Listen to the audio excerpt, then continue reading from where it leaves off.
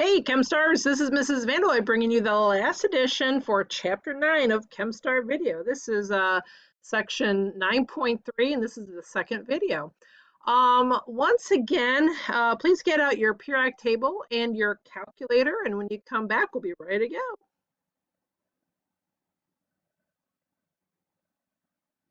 All right, hopefully you have everything you need. If I can review what we've already done, we were determining the limiting reactant of a reaction, and that's when you're given both the amounts of each reactant. So we found out in this first case that when we balance the equation and then we put down the original amount, the before amount, and do you remember what happened with this one? When we tried having nitrogen being the limiting reactant, what did we end up with? We got 0 here, but what kind of number do we have here? We had a negative, and that doesn't work, does it? And then you saw some Indiana Jones, and we said, oh, you chose poorly. So then we decided that the hydrogen had to be the limiting reactant, and it was 0. Nitrogen ended up being the positive down the A category, and that worked out fantastic, okay? Then we learned about percent yield. We talked about percent yield being greater than 100 means it's probably impure. And if the percent yield is less than 100, that means you've lost some, okay? We talked about that already and how important that is in industry. What you did yesterday, you found out the limiting reactant when I was given just moles, okay? What happens now, as in the question number 1 here, if we have grams of siderite and grams of oxygen? Well, what do we have to do? Well, what do we do beforehand? We have to convert all your grams into moles, all right? So let's go ahead and, well, hey, what's the first thing you're supposed to do? You're supposed to balance. Go ahead and take a few moments out and balance this for me, will you?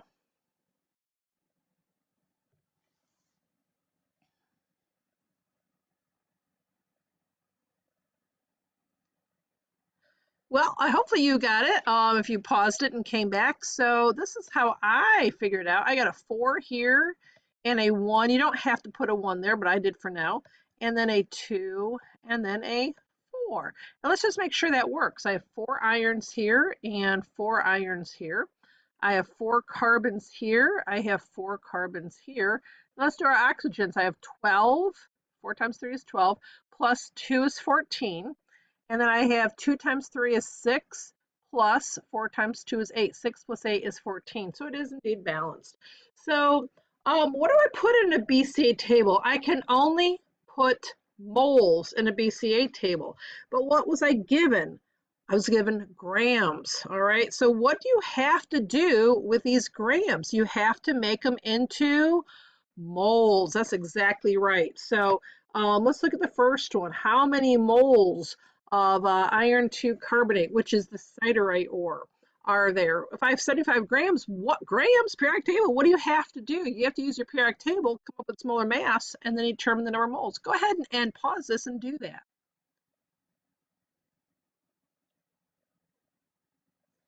Welcome back. I hope you paused it and not just let me do all the work. So anyway, I got a molar mass of 115.86. Now, do I put grams on top or grams on the bottom? Where do I put them? Put them on the bottom. Why? So that the grams cancels out, right? So what goes on top? I put 1 mole on top, okay? So now with your calculator, what are you going to do? Well, hopefully you know that the 115.86 is in the denominator, so you should divide, right? What's 75 divided by 115.86? I got that. I'll stick it in here, I guess. All right. Well, I got 0.647 moles, okay? What about oxygen? I have 65.8 what? Grams. So I need moles, all right? Well, what do you know? Here we go. What goes on the bottom? Moles of O2. So is it 16? No, it's not 16. What's the molar mass of O2? It's 32. All right, I put on the bottom, moles on top, and what do you get there? Go ahead and use your calculator.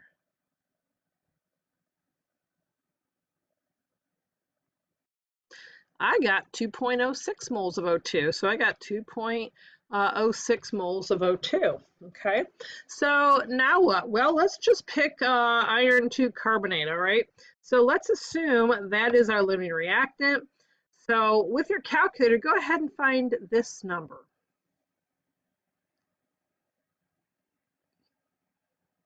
So it is 0.647 divided by 4 times 1. Did you get that? Well, now what? I have a 0 here. What's 2.06 minus 0.162? I get a positive 1.90. Why is that so exciting? Because we chose wisely, didn't we? So let's just keep going now. So here's my iron 3 oxide, and here's my carbon dioxide. So now what? What's 0.647 divided by 4, times 2? Okay, that's what I got. And this is our final answer. Good. Do the same thing with carbon dioxide. I got here and I got that. All right, so now what? Which is the limiting reactant? Well, which one ran out first? I think it was the siderite. You're right. Here it is, because it's the 0. So which was in excess?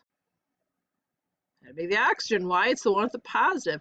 So how many moles of excess are there? It's what this number is right here, the 1.90. So now what? How many grams of the excess are there? You do that and see what you get.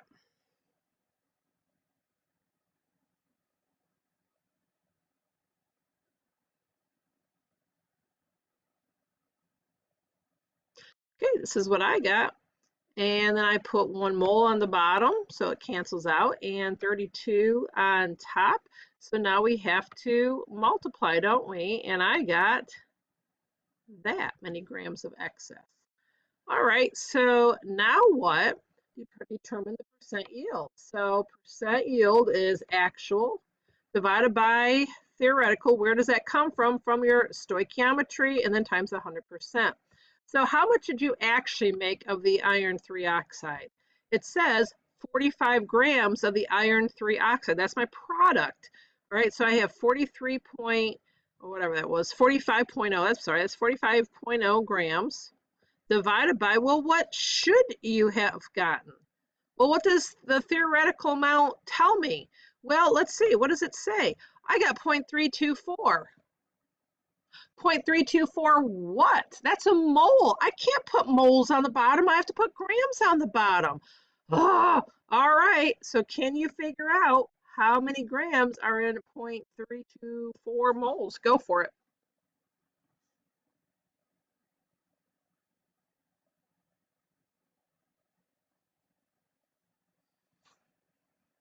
All right, I got 1 mole. I got 159.7 grams, so I got 51.7 grams. That's what 0.324 times this is, all right? So where does that number go now? I'm gonna put that 51.7 there. Don't forget you have times 100%, and I got an 87% yield, okay? All right, what we need to do now is go to the next, I think it's the next 2 pages. Let's look. Okay, we did this one last time, and we did this one last time, and we did this one last time. So let's go to the next page. Okie dokies. If I have 1.75 moles of phosphoric acid, I gave you this formula, reacts with 5.0 moles of sodium hydroxide. Well, let's see here. What do I have? I have phosphoric acid and sodium hydroxide. So what you need to do is figure out the formula for sodium hydroxide. What's the charge of sodium? What's the charge of hydroxide? Go ahead and figure it out. Pause this, figure out what your formula for sodium hydroxide is.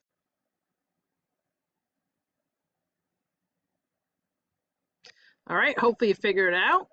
And so this is what I got, NaOH. Sodium was a +1, hydroxide is a -1, so there is its formula. Now what? What kind of reaction is this going to be? I have ionic and ionic. What kind of reaction is that?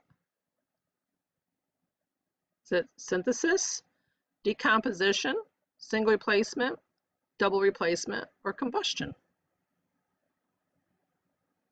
It is a double replacement. Very good. I hope you got that. So go ahead and do your outers and your inners, and go ahead and determine their formulas. Take a pause and take a minute and do that.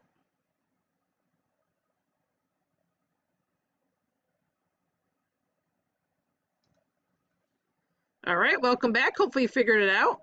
And so I got this. So my hydrogen and hydroxide became water. Oops. And my sodium and my phosphate became sodium phosphate. The charge of sodium is +1, phosphate is -3, crisscross, there you go. So now what's next? I need balance. Go for it. Take a minute out and balance it.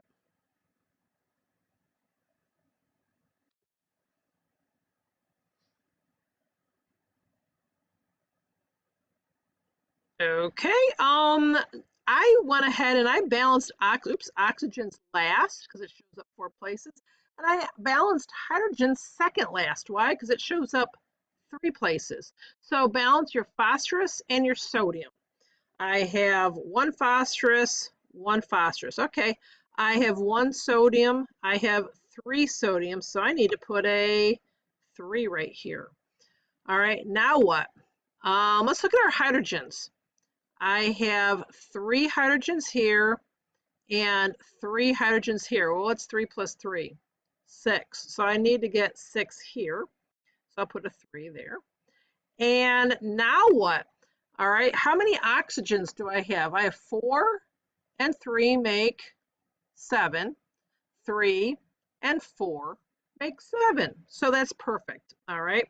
So now what? Well, I have 1.75 moles of, oops, wrong one, phosphoric acid. And I have 5 moles of, oops, sodium hydroxide. All right. So now what? Well, let's assume that the first one is our limiting reactant, okay? So if I bring this down, well, it's 1.75 divided by 1 times 3, that's 5.25. So if I subtract, I get a 0 here, but wait a minute, I get a negative 0.25 here. Oh no, what does that mean? I chose poorly. All right, so let's try again. All right, so now I'm going to subtract 5, and I'm going to get a 0.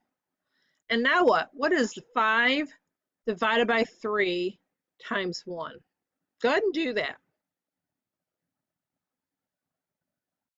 I got 1.67. So now subtracting, what do I get? Positive 0.08. Woohoo! We did it! All right, so now what? These guys are going to be zeros, right? And now what? So what is 5 divided by 3 times 3? Well, that's 5. Oops, that is 5. So add 5 and I'll get 5. All right, so what is 5 divided by 3?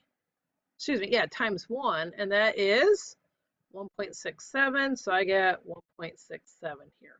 All right, so now what? How many grams of each product are made? All right, let's start with water. So how many grams is 5 moles of water? Hey everyone, what goes on the bottom? 1 mole. And now what? What goes on top?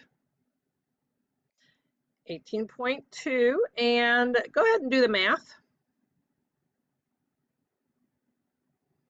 I get 90.1. I don't know about you. All right, try the next one all by yourself. Pause this, do it, and when you're done, come back.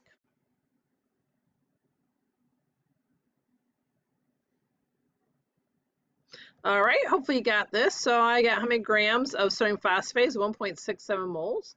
So I put 1 mole on the bottom and this on the top, and I got 274 grams. All right, let's try the next problem.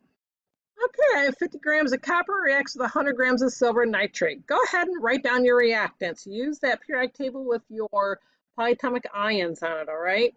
Go ahead and pause this and do that.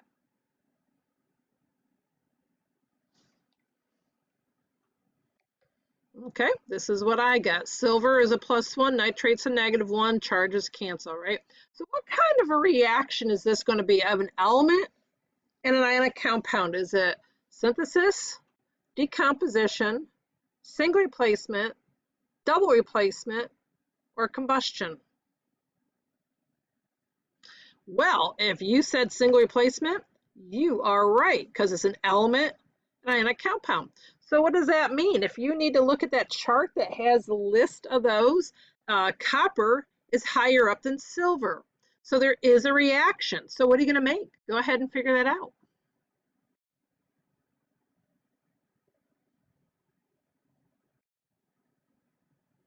All right, so silver gets put on its own, and then copper nitrate gets all by itself, or is on the new ionic compound. So copper now gets a nitrate, and silver is all by itself.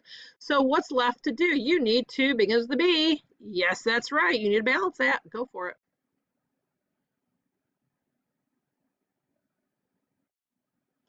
All right, hopefully you got a 2 and a 2. I sure hope you are pausing these and work these out on yourself instead of watching me do it. All right, so what do I have to do now? 50 what? 50 grams. All right, so what do you need to do? You need to convert the grams to moles. I have 100 grams of silver nitrate. You need to convert those to moles. So pause this, I mean it, and when you're done, come back and see if you got it right. Hey, hopefully you got this all figured out. This is what I did. How many grams of copper and 50 grams of that? I'm sorry, how many moles of copper and 50 grams? So I put the molar mass of copper down below and 1 mole on top, and I ended up with 0.79 moles of copper. So I went ahead and did this for the copper. Now what? I have to figure out the moles of silver nitrate. Right? If I have 100 grams of it, I have 169.88 and 1 mole here. And that ends up being 0.589 moles. So I put 0.589 moles here. All right, so what's next to do? Well, let's assume that the first one's your limiting reactant. So go for it. Finish it off and see what you get. Did you pause this?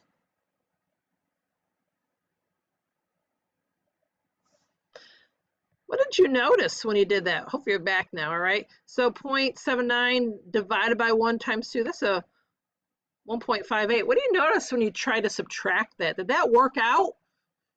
No, you chose poorly. This is like a -1, isn't it? Oh, bad news bears. You can't do that. So we chose poorly, so go back and do the other one. So make, oops, not positive. Silly Mrs. Vanderlei, make it a negative. There we go. So negative and make that a 0. So what is 0.589 divided by 2 times 1? I got 0.29. So when I subtract, I got a 0.5. Hey, that worked. So you go ahead and do the rest of these, please. Finish off this. Pause this.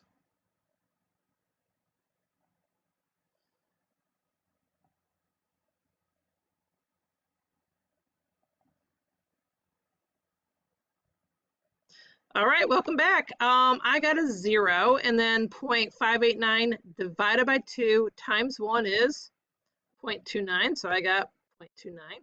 And 0.589 divided by 2 times 2 is 0.589. That's right. Huh. So now what? How many grams of each product is made? Why don't you go ahead and use these numbers and determine the mass of copper nitrate and silver that you have made. So pause this and go ahead and do the math.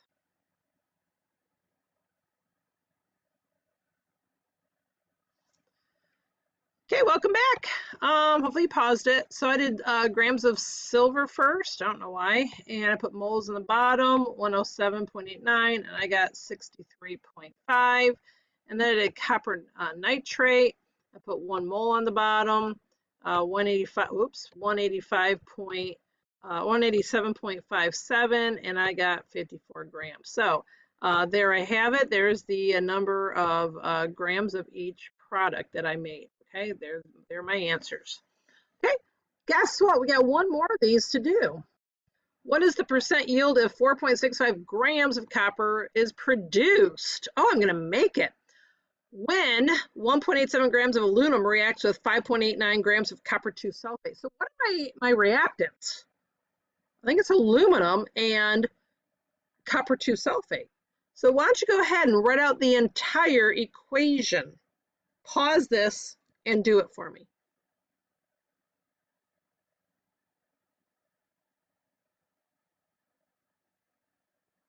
All right, welcome back. So I'm going to start off with, here's my aluminum and here's my copper 2 sulfate. Notice that the charge of copper is +2 and the charge of sulfate is -2, so you don't need to crisscross. Hey, what kind of reaction is this? Did you decide it was a single replacement? I did, because I have an aluminum, which is an element, and copper 2 sulfate ionic. So the your copper needs to leave because aluminum's higher up. So go ahead and make copper leave, and this is what I got. Notice the charge of aluminum is +3. The charge of sulfate is -2, so you had to crisscross, and there you go. So now what's left to do? You have to, begins with a B, everyone. Yup, balance, go for it.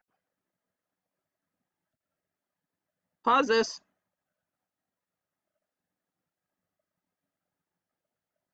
All right, hopefully you got a 3 here first, because aluminum was an element. I saved it for last, so I did the sulfurs first. There's my 3, and there's my 12 oxygens. That works.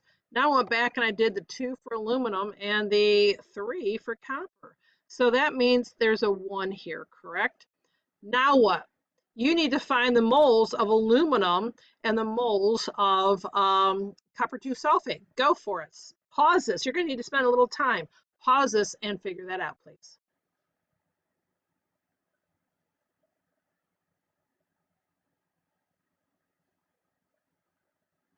All right, hopefully you paused it and not just wait for me to do it. So here I put the 1 mole on top. Excuse me. And next thing you know, I need how many moles, so I divided, and that's what I got there. So now I need to know how many moles of copper 2 sulfate I have. I put the molar mass of copper 2 sulfate and 1 mole on top. And so now I have 0.0369 moles of the copper 2 sulfate. So now go ahead, pause this, and fill out your BCA table, okay? Do that for me. So this is what I got. I found out that aluminum was not my limiting reactant. I got a negative when I did sulfate or copper 2 sulfate right here. So I knew I had to swap it. So I put the 0.0369 here, it made it my limiting. Divide by 3 times 2, I got 0.0246. So I had a positive amount of aluminum. And then I went ahead and did my aluminum sulfate and my copper. And now what do you have to do? Determine the percent yield. Go ahead and do that for me. Did you pause this? Do it.